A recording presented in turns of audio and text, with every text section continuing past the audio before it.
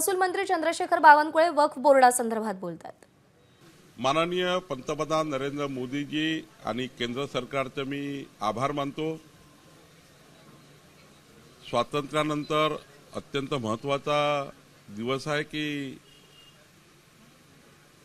अनेक वर्षापासून वक्फ बोर्ड सुधारणा विधेयक हे सुधारित व्हावं। आजच्या परिस्थितीनुसार वक्फ बोर्डाच्या तरतुदीमध्ये सुधारणा व्हाव्या। जमिनी लाटल्या वक्फ बोर्डानी सर्वसाधारण जनतेच्या, काही मंदिराच्या, काही व्यक्तिगत शेतकऱ्यांच्या, त्यात मुस्लिम समाजही आहे, त्यात हिंदू समाजही आहे। ह्या सर्व जमिनी ज्या वक्फ बोर्डाच्या हक्काच्या नाही आहे, मालकीच्या नाही, त्या लोकांना परत मिळाव्या। वक्फ बोर्डामध्ये एकतर्फी निर्णय व्हायचे, ते निर्णय सुधारणा व्हावे, याकरता एक चांगला कायदा केंद्र सरकारने संसदेमध्ये आणला आहे। मी महाराष्ट्र भाजपातर्फे माननीय मोदींचं स्वागत करतो। आता राहिला प्रश्न उद्धवजींचा। उद्धवजींनी वक्फ बोर्डाच्या या बिलाला पूर्ण समर्थन दिलं पाहिजे।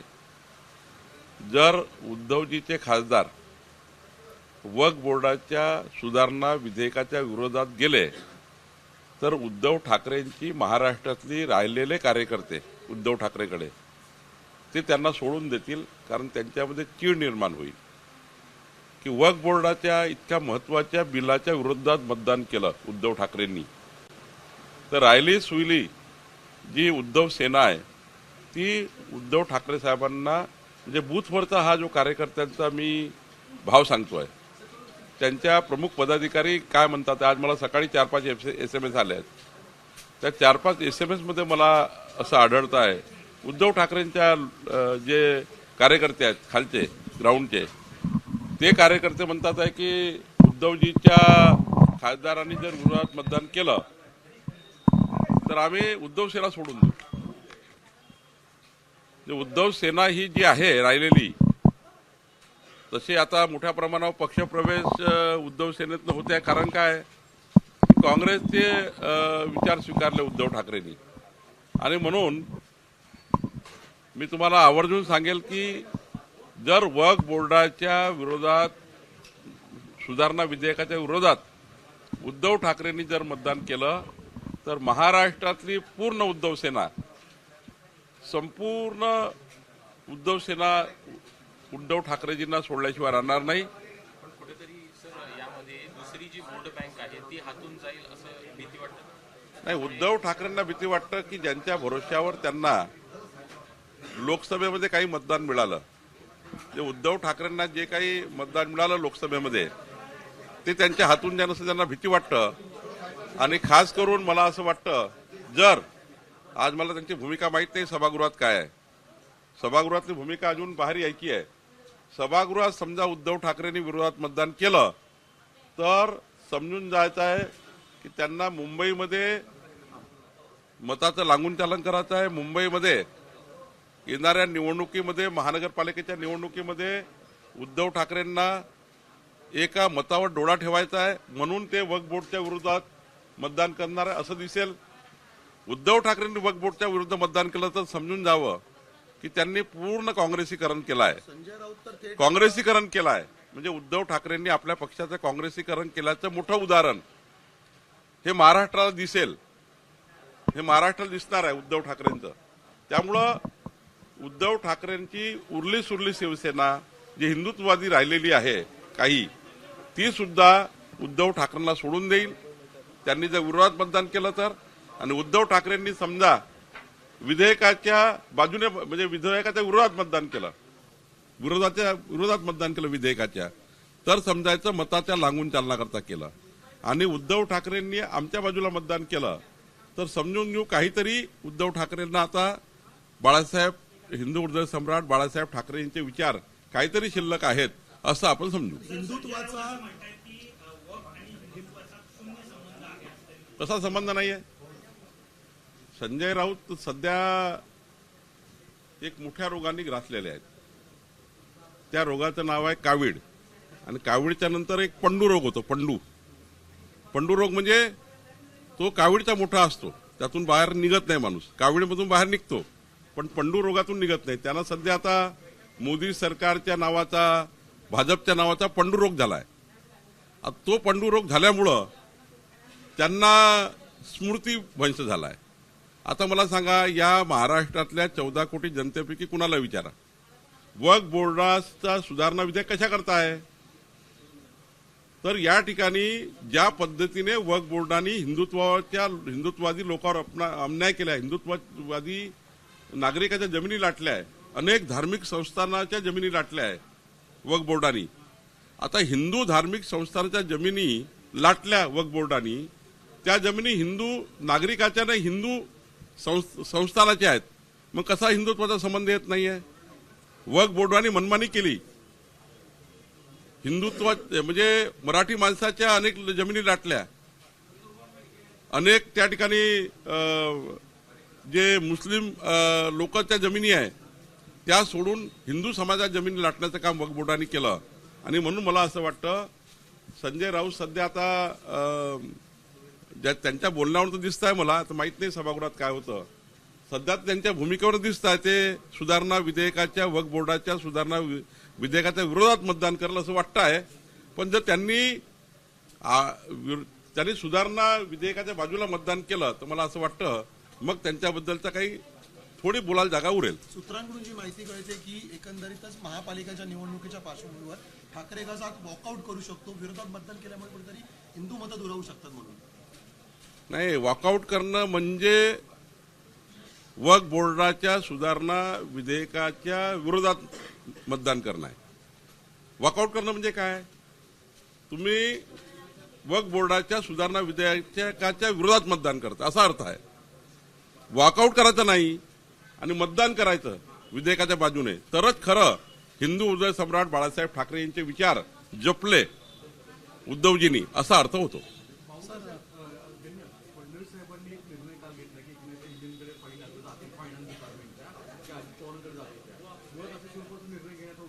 नाही, मला माननीय मुख्यमंत्री महोदयांनी घेतलेला प्रत्येक निर्णय योग्यच असतो. त्यांनी घेतलेला निर्णय महायुतीकरता महत्वाचा असेल म्हणून माननीय देवेंद्रन तसा निर्णय घेतला असेल.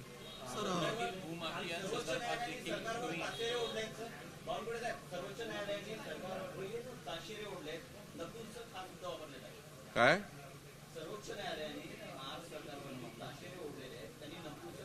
तुम्हाला बघावं लागेल काय ताशेरे ओढले.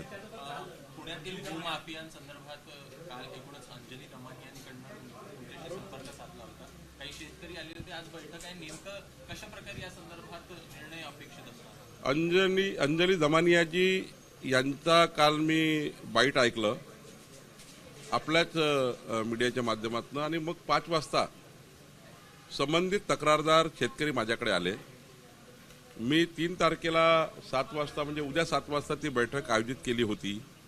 पण अंजली ताईला मी फोन केला की तुम्ही बैठकीला या, कारण तुम्ही आल्याशिवाय काही त्या विषयाला न्याय मिळणार नाही. त्या 3 तारखेला मराठवाडा दौऱ्यात असल्यामुळे त्यांनी सांगितलं की आज 7 वाजता त्या माझ्याकडे येणार आहेत आणि त्यांच्यासमोर ती बैठक होईल.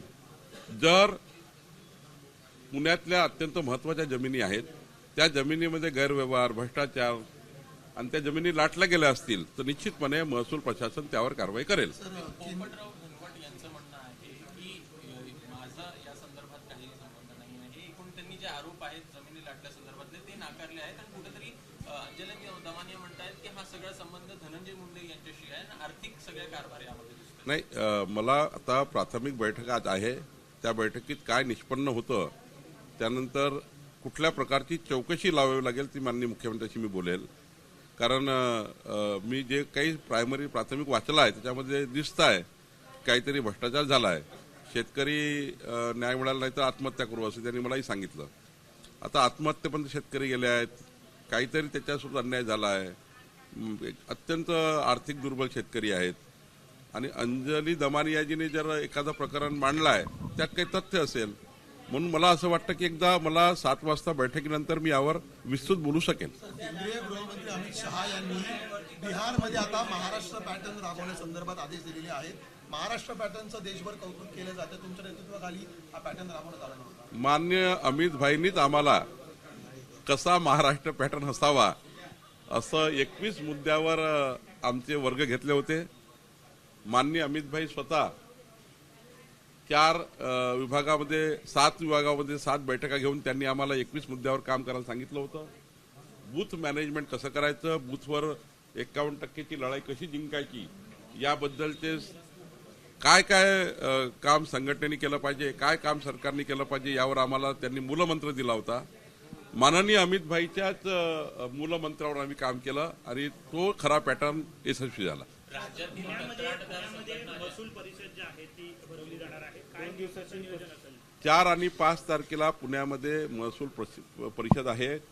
सर्व कलेक्टर, सर्व विभागीय आयुक्त, 2-3 बाबीवर आम्ही त्या ठिकाणी काम करणार आहोत. जुने महसुली कायदे जे लोकाभिमुख नाहीत, जसं लँड ॲक्विजिशनमध्ये काही सुधारणा करायच्या आहेत, भूसंपादनामध्ये काही सुधारणा आपल्याला MLRC ॲक्टमध्ये करायच्या आहेत, तर त्या सुधारणावर चर्चा करणार आहोत आम्ही. की लोकाभिमुख कायदे करण्याकरता जिल्हाधिकाऱ्यांनी आपापल्या अभ्यासातनं सरकारला सुचवावं की जनतेसाठी कुठला कायदा अपेक्षित आहे, कुठले कायदे दुरुस्त केले पाहिजे, कुठले नवीन कायदे आणले पाहिजे, आणि महसूल प्रशासन लोकाभिमुख करण्याकरता काय बाबीवर लक्ष टाकलं पाहिजे, काय नाविन्यपूर्ण कार्य महाराष्ट्रात उभं केलं पाहिजे. माननीय देवेंद्र फडणवीसजींनी आमचं सरकार पारदर्शी आणि गतिमान ठेवण्याकरता जो संकल्प केला आहे, त्या संकल्पाला महसूल प्रशासन कसं समोर जाईल याकरता आम्ही काम करणार आहोत. याकरता या परिषदेचं महत्व आहे. सप्टेंबर महिन्यामध्ये देशातील नेतृत्व बदललं जाईल असं संजय राऊत म्हणतायत, कारण मोदी 75 वर्षाचे होत आहेत, त्यामुळे आता त्यांनी जो नियम आणला होता त्यानुसार त्यांनी निवृत्त व्हावं असंही राऊत म्हणाले. मी कालच सांगितलं आहे की संजय राऊतांना कावीळ झाला आहे भाजपाच्या भूमिकेचा. माननीय मोदीजींचं नाव घेतलं का त्यांना पंडुरोग होतो, आणि हा पंडुरोग दुरुस्त होऊ शकत नाही. त्याला तो पंडुरोग झाला आहे. त्यांनी समजून घेतलं पाहिजे की देशाचे पंतप्रधान 140 कोटी जनता ठरवते. मोदीजींना 2029 पर्यंत देशाने पंतप्रधान निवडला आहे, आणि पुढच्या काळात 2029ला सुद्धा माननीय मोदींच्या नेतृत्वामध्ये खऱ्या अर्थाने भारत समोर जाणार आहे. विकसित भारताचा संकल्प मोदीजींनी केला आहे. 2047चा विकसित भारताचा संकल्प मोदीजींनी केला आहे, आणि मोदीजींच्या नेतृत्वामध्ये भारत पुढे जाणार आहे. आता राहिला वयाचा प्रश्न, तर मला वाटतं मनमोहन सिंगजी असेल, नरसिंहरावजी असेल, त्यानंतर अटल बिहारी वाजपेयीजी असेल. तर अटल बिहारी वाजपेयीजी जेव्हा पंतप्रधान पदावर होते ते 79 वर्षाचे होते. मला वाटतं मनमोहन सिंगजी 81 वर्षापर्यंत होते, 83 पर्यंत मोरारजी देसाई होते. तर यांचा जरा संजय राऊत, मी म्हटलं ना, संजय राऊतला विस्मृती झाली आहे ना, तो कावीळपेक्षा एक पंडुरोग होतो, त्याच्यामुळे झाली आहे. त्यामुळे तो भाजपचा पंडुरोग त्याला झाला आहे, तर तो काही तो निघत नाही. आणि त्यामुळे मला वाटतं की तो जरा तपासून घेतलं पाहिजे, आणि माननीय पंतप्रधान मोदीजी यांच्या नेतृत्वातच विकसित भारत होणार आहे, आणि विकसित भारत हा मोदीजीच करू शकतात असे 140 कोटी जनतेला वाटतं, आणि जनता मोदींच्या मागे उभी आहे. राज्यातील कंत्राटदार संघटना कुठेतरी आक्रमक झाला आहे. 90,000ची बिलं अद्यापही पेंडिंग आहे, त्यामुळे 21 मार्च पर्यंत ते निघालेली नाही. 4 ते 5% जी बिलं आहेत ती निघाली, आणि त्यामुळे कुठेतरी आंदोलन करण्याच्या तयारीत नाही, कंत्राटदाराचे बिलं दिले पाहिजे, कारण त्यांनी कामं केले आहेत. खूप त्या ठिकाणी व्याज बसतं कंत्राटदाराच्या बिलावर. मी माननीय मुख्यमंत्री आणि अजितदादाशी यावर बोलेल, आणि लवकरात लवकर कंत्राटदाराचे पैसे दिले पाहिजे. त्यांच्याकडनं आपण कामं करून घेतले आहे, त्यांना बिलं दिले गेले पाहिजे. याकरता मी नक्की अजितदादाशी आणि मुख्यमंत्र्यांशी बोलेल.